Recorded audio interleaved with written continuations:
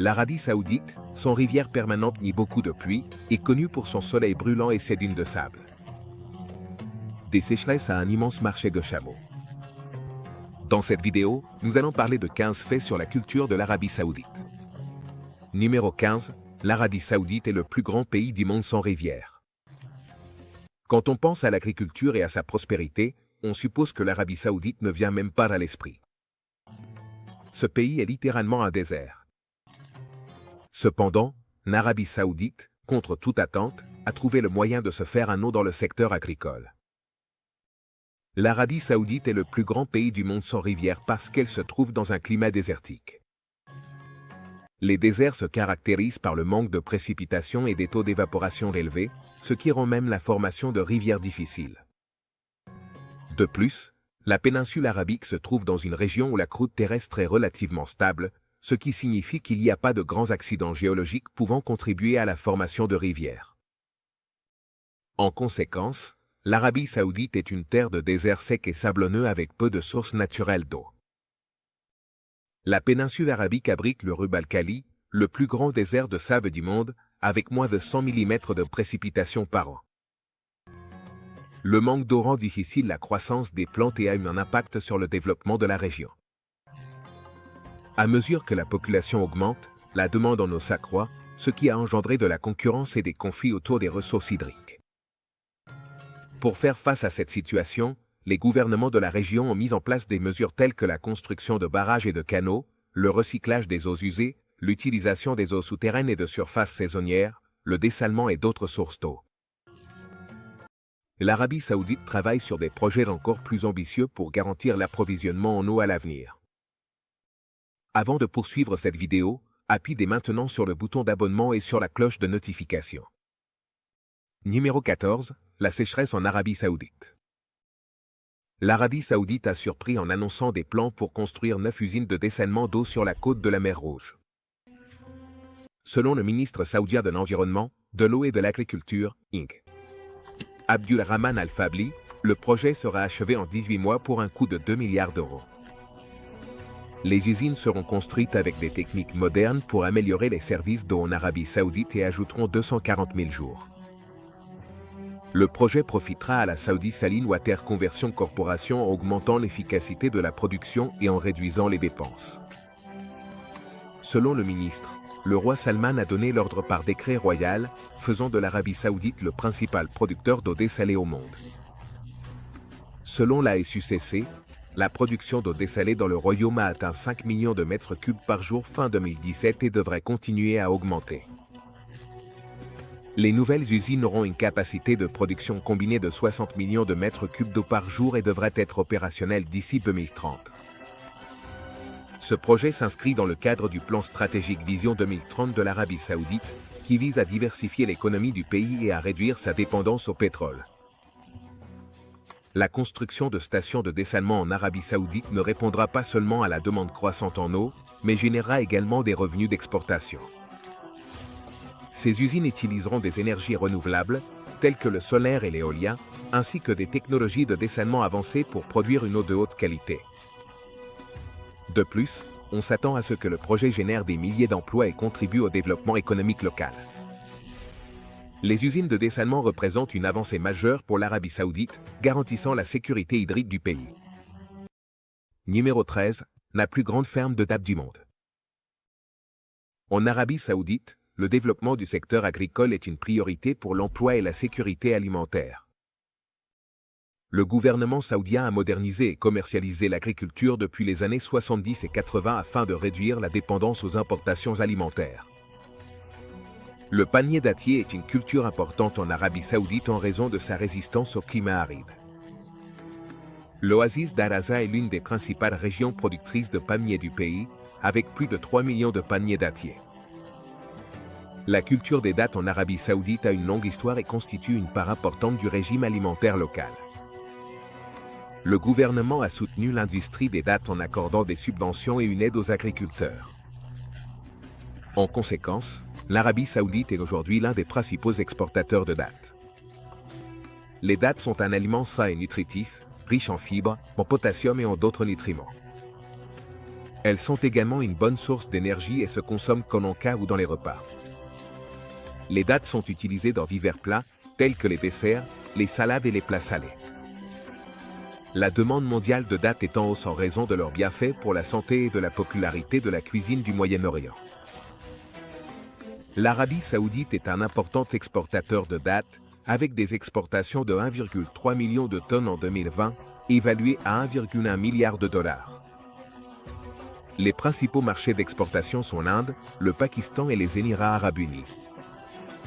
En 2022, les exportations de dattes et de leurs dérivés ont augmenté de 5% dans le royaume, avec une production annuelle de plus de 1,6 million de tonnes.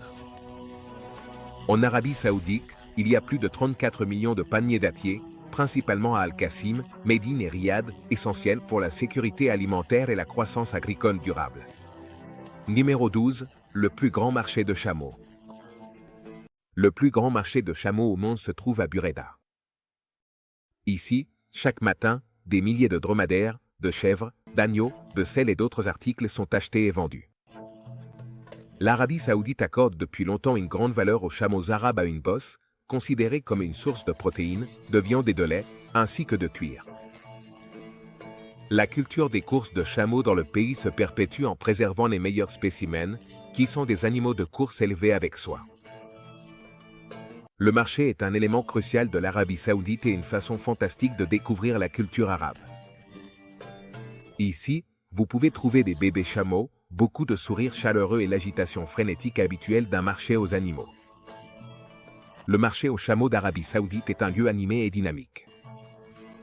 On y expose des chameaux de différentes tailles, du petit et agile chameau de Bactriane au grand et puissant dromadaire.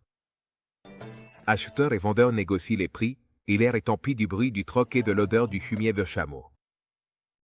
Ce marché est essentiel pour l'économie saoudienne, car les chameaux sont utilisés pour le transport, meumet, la viande et les courses. Ils sont aussi un symbole de richesse et de statut en Arabie Saoudite. Le marché aux chameaux est un lieu où des personnes de toutes les classes sociales se réunissent pour acheter et vendre des chameaux. C'est un endroit où la tradition et la modernité se rencontrent et où l'ancien et le nouveau monde s'entrechoquent. Le marché aux chameaux est un lieu fascinant à visiter. C'est un endroit où l'on peut voir le véritable esprit de l'Arabie Saoudite. C'est aussi un lieu où l'on peut découvrir la culture et les traditions du pays. Et c'est un endroit où l'on peut apprendre l'importance des chameaux en Arabie Saoudite. Numéro 11, l'Arabie Saoudite exporte des légumes et des fruits. La péninsule arabique reçoit très peu de précipitations et les nappes phréatiques sont presque épuisées. Cependant, l'Arabie Saoudite a réussi à s'auto-approvisionner en de nombreux fruits et légumes et est un grand exportateur de dattes. Cela est dû à plusieurs facteurs, notamment l'utilisation de techniques d'irrigation modernes, comme l'irrigation goutte à goutte, qui permettent d'économiser l'eau. L'irrigation goutte à goutte est une méthode d'irrigation qui fournit l'eau directement aux racines des plantes, minimisant ainsi l'évaporation et le ruissellement. Ceci est particulièrement important dans les climats désertiques, où l'eau est rare. Il faut également souligner l'utilisation de serres, qui protègent les cultures du soleil et du vent. Les serres sont des structures utilisées pour cultiver des plantes dans des environnements contrôlés. Elles servent à protéger les cultures des conditions climatiques extrêmes, comme les températures élevées et les vents violents. L'utilisation de variétés de cultures à haut rendement adaptées aux conditions du désert a également été bénéfique, car ces variétés ont été sélectionnées pour produire plus de nourriture par unité de surface. L'octroi de subventions a également permis aux agriculteurs de rendre la culture dans le désert rentable. Les subventions sont des paiements effectués par le gouvernement aux agriculteurs pour les aider à couvrir les coûts de production. En Arabie Saoudite, le gouvernement subventionne l'eau, l'électricité et les engrais. Cela aide les agriculteurs à vendre la culture dans le désert rentable. Grâce à ces efforts, l'Arabie Saoudite est devenue un important producteur agricole. Le pays est désormais autosuffisant pour de nombreux fruits et légumes et est un grand exportateur de dattes. Numéro 10, producteur de produits laitiers. L'Arabie Saoudite est devenue autosuffisante en produits laitiers grâce à une combinaison d'investissements publics et d'initiatives du secteur privé. Le gouvernement a investi dans des fermes laitières et des usines de transformation, tandis que le secteur privé a développé de nouvelles technologies et méthodes de production. En conséquence, l'Arabie saoudite est désormais capable de produire suffisamment de lait et de produits laitiers pour répondre à ses propres besoins.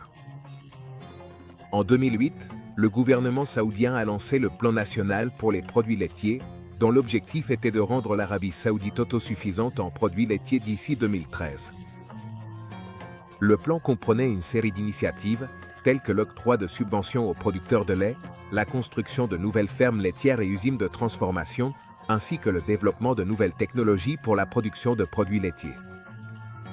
Le secteur privé a également joué un rôle clé dans l'autosuffisance laitière de l'Arabie saoudite. Ces dernières années, plusieurs entreprises saoudiennes ont développé de nouvelles technologies pour produire des produits laitiers, comme l'utilisation de robots pour la traite des vaches et le recours à l'intelligence artificielle pour surveiller la santé des troupeaux. Ces technologies ont contribué à accroître l'efficacité de la production laitière en Arabie saoudite. Grâce à ces efforts, l'Arabie saoudite est désormais capable de produire suffisamment de lait et de produits laitiers pour couvrir ses propres besoins. En 2019, l'Arabie saoudite a produit 1 300 000 tonnes de lait, ce qui était largement suffisant pour répondre à la demande intérieure du pays, estimée à 1 million de tonnes. Il ne fait aucun doute que l'autosuffisance laitière de l'Arabie saoudite présente de nombreux avantages. Numéro 9. La sécheresse réduit les exportations de blé de l'Arabie saoudite. L'Arabie saoudite est devenue le 75e exportateur de blé au monde, malgré le fait qu'elle ne possède pas un seul fleuve. Cela s'explique par une combinaison de technologies modernes et de subventions gouvernementales.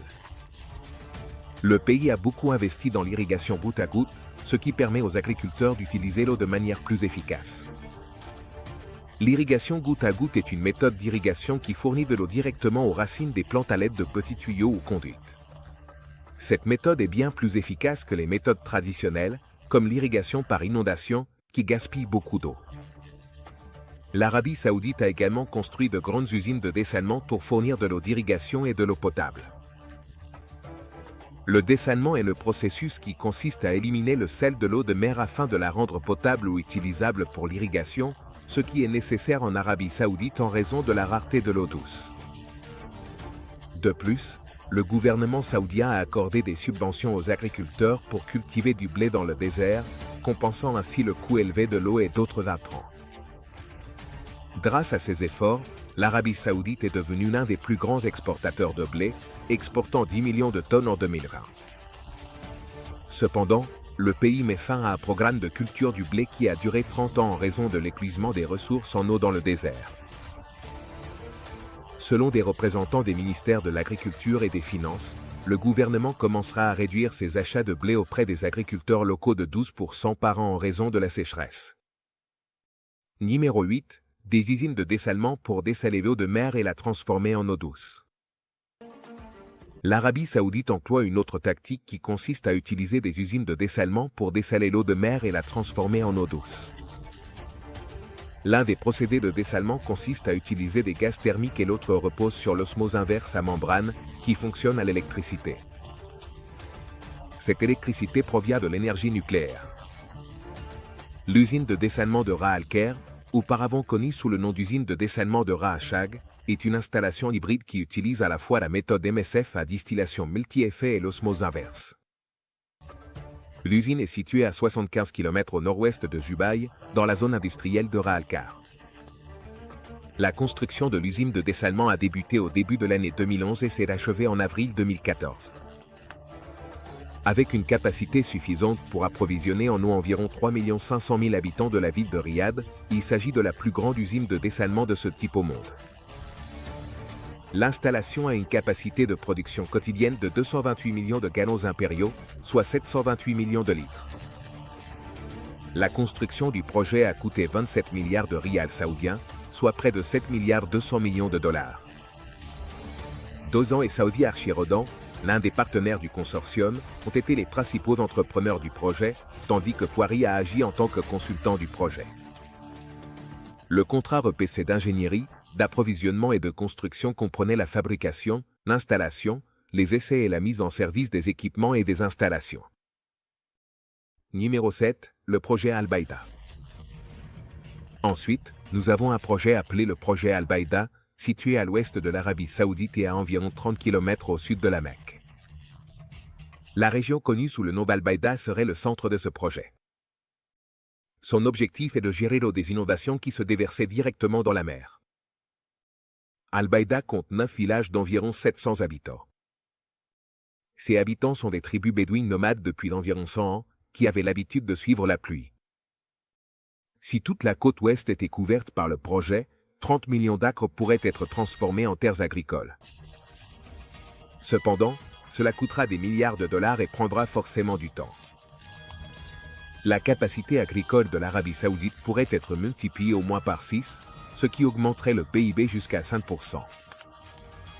Cela aidera à inverser la désertification, car les gaz carboniques seront à nouveau fixés dans le sol fertile, ce qui entraînera des précipitations dans la région pour fournir de l'eau douce à la population.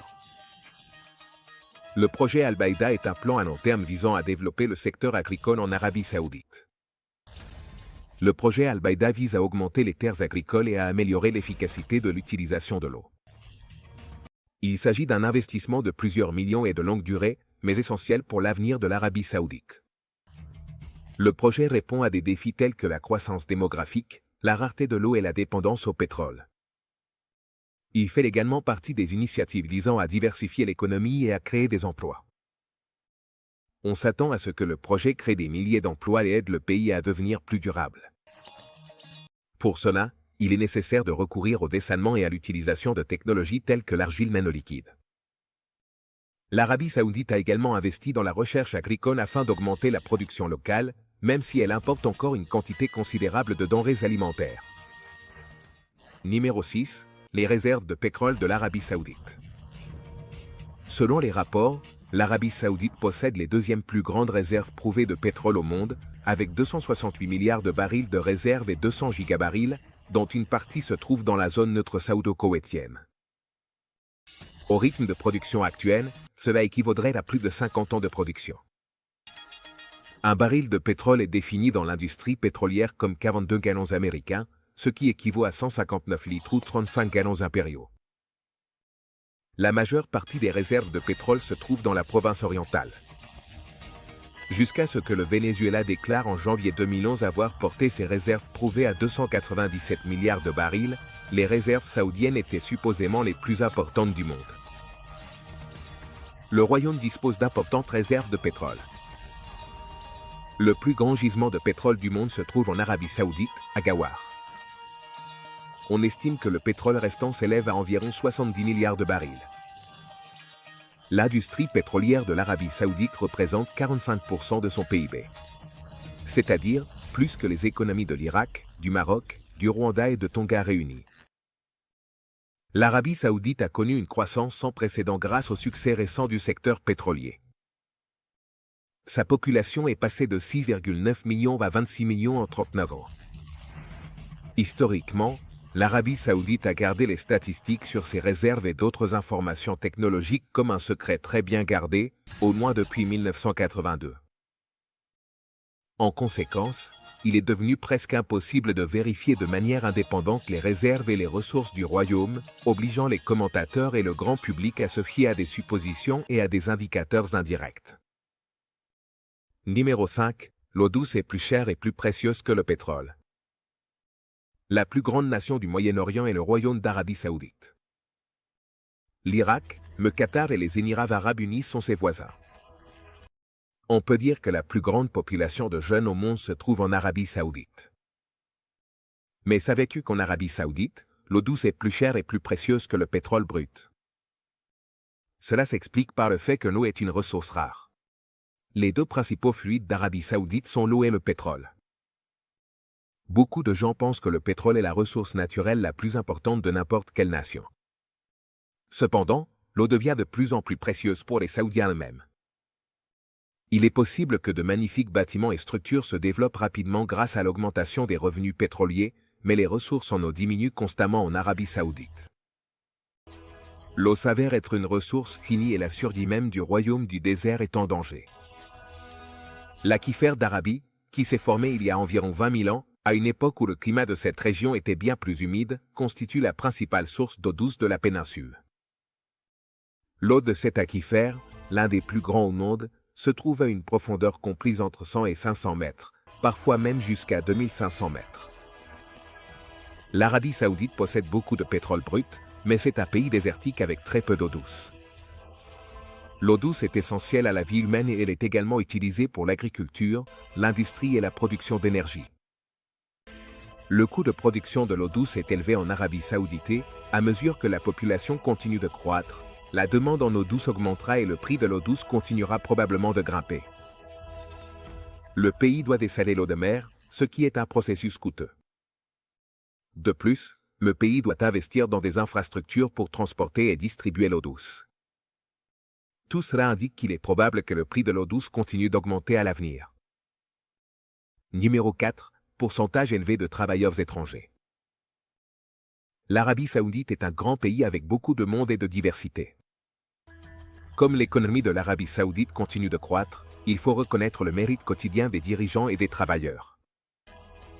Cependant, si l'on regarde la main-d'œuvre, l'Arabie Saoudite compte un pourcentage très élevé de travailleurs étrangers. En fait, 80% de la main-d'œuvre en Arabie Saoudite n'est pas nationale et les immigrés représentent plus de 30% de la population totale saoudienne. Cela s'explique par une série de facteurs, comme la faible population du pays, sa richesse pétrolière et ses salaires relativement élevés. Le nombre total de non-ressortissants travaillant dans le secteur privé saoudien en 2021 est estimé à 6,17 millions. Environ 80% de la main-d'œuvre du secteur privé en Arabie Saoudite est étrangère. Les travailleurs étrangers sont présents dans divers secteurs comme la construction, le pétrole et le gaz, la fabrication et les services. Ils sont essentiels pour l'économie et la société du pays. Cependant, leur grand nombre a également engendré des problèmes, tels que des tensions sociales et une concurrence sur le marché du travail. La présence de nombreux travailleurs étrangers provoque des tensions sociales en Arabie Saoudite. Certains Saoudiens estiment que les travailleurs étrangers leur prennent des emplois et qu'ils ne s'intègrent pas à la société saoudienne.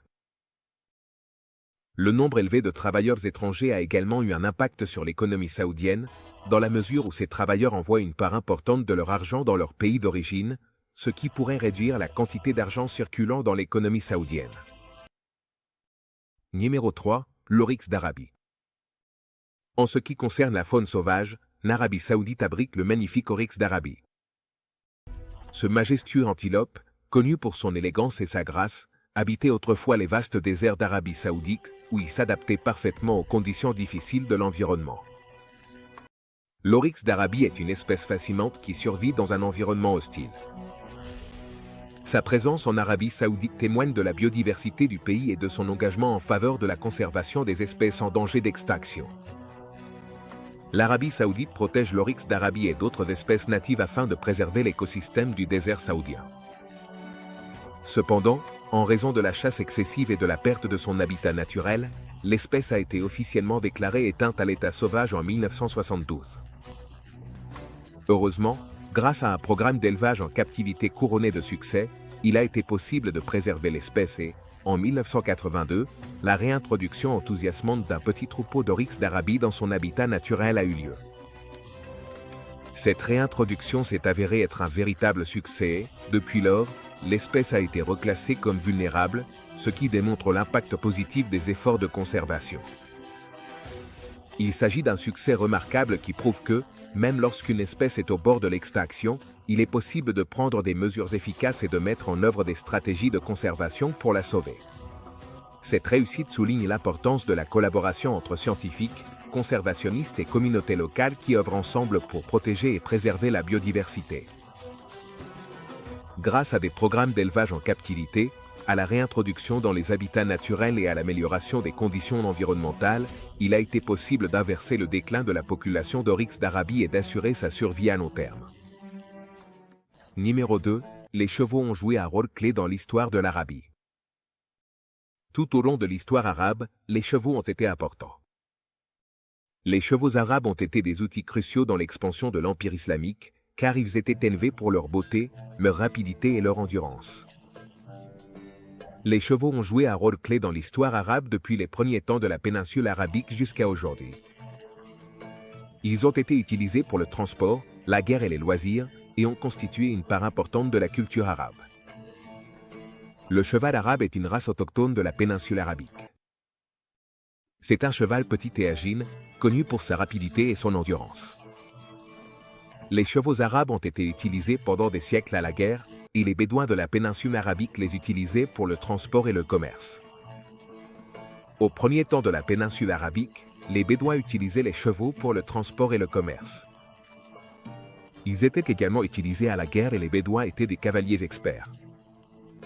Le cheval arabe était apprécié pour sa rapidité et son endurance, et il était utilisé lors des raids et des batailles. Au 7e siècle, le prophète musulman Mahomet a conquis la péninsule arabique. Mahomet a utilisé les chevaux pour répandre l'islam à travers la péninsule arabique et au-delà. Les chevaux ont été utilisés lors des croisades entre chrétiens et musulmans. Au 19e siècle, le cheval arabe a été introduit en Europe et aux États-Unis, devenant populaire dans les spectacles et les courses. Aujourd'hui, les chevaux arabes sont utilisés pour les courses, le saut d'obstacles, le dressage et des activités récréatives comme l'équitation de randonnée et d'endurance. Ils ont joué un rôle important dans l'histoire arabe, utilisés pour le transport, la guerre et les loisirs, constituant une part fondamentale de la culture arabe. Le cheval arabe est une race magnifique et polyvalente, appréciée pour sa vitesse, son endurance et son agilité. Numéro 1. Ne servez pas le café dans la plus grande tasse d'Arabie Saoudite. Avez-vous déjà vu une des plus petites tasses à café d'Arabie Saoudite? Bien qu'à peine plus grande cave et à coudre, elle est entièrement remplie de café épais et sombre. Si vous en prenez une gorgée, vous verrez qu'il a un goût fort mais agréable. Il procure l'effet énergisant de la caféine à mesure qu'elle parcourt le corps. Vous apprécierez la saveur en prenant la première, puis une deuxième tasse. Cependant, ne te laisse pas emporter par le goût. Assure-toi toujours de ne pas servir le café dans de grandes tasses. En Arabie Saoudite, boire du café ou du gawa est très courant. Selon la tradition saoudienne, l'hôte doit servir le gawa à ses invités dans la plus petite tasse possible, ce qui indique qu'il souhaite qu'il reste longtemps. En revanche, si le gawa est servi dans une tasse plus grande, l'invité se sentira insulté et pourra même partir fâché. C'est une douce coutume arabe de commenter les événements de la journée en famille ou entre amis, en prenant plusieurs petites tasses de café chaud le soir. Pendant de nombreuses années, cette tradition a permis de maintenir des conversations avec les proches et les voisins, ainsi qu'avec d'autres membres de la communauté. Traditionnellement, et encore aujourd'hui, inviter des convives à s'asseoir et à discuter autour d'une ou deux tasses de café est un signe de l'hospitalité saoudienne qui perdure. Les nations du Moyen-Orient comme l'Arabie Saoudite et les Émirats arabes unis consomment principalement du café arabe. Le café arabe est préparé dans une cafetière spéciale appelée Arabdallah et les tasses sont petites et peu manipulées, avec de très petites quantités qui ne couvrent que le fond de la tasse. Il est généralement accompagné de dattes et servi par des serveurs spécialement vêtus, appelés gawaji, dans les foyers et les cafés de luxe. Merci de nous avoir regardés. À la prochaine.